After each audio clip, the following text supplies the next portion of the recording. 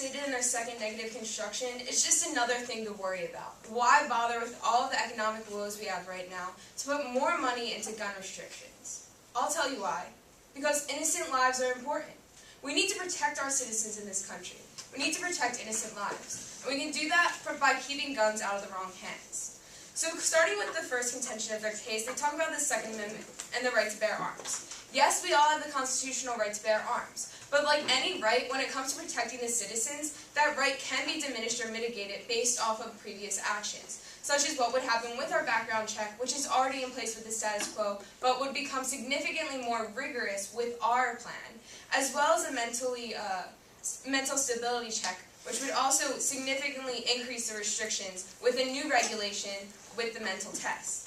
In addition, they talk about in their second contention that it's not guns that kill people, it's people that kill people, and that guns are just the tools. If we allow the status quo to continue, we are giving them the tools they need to kill people. Just because it is the people that are held responsible for it does not mean that we should just allow them to have guns at their will.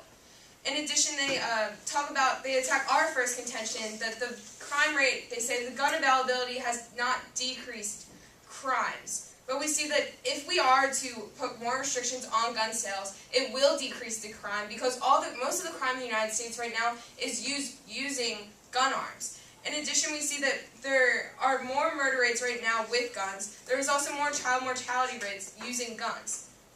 Further, they talk about the black market, and they say that these criminals will get guns anyway, with or without these new restrictions. But we see we must do everything that we possibly can to prevent them from getting it. And if it's only going to have a small increase in the amount that are cracked down, then it's still an increase. We also see that by these more rigorous background checks, we can crack down on that middleman and to prevent him from getting the gun in the first place with these background checks. They also talk about Locke and the blank slate, and that we need to attack the motives instead of what happened. The thing is, we can attack the motives at the same time that we crack down with these restrictions. It's not exclusive. We can attack both their motives and the tools they are using to kill these people. So if we go back to, in addition, they say that citizens cannot defend themselves, but we see that they can as long as they are not the ones that are committing the crimes. They said the Atlanta police can take 11 minutes to respond.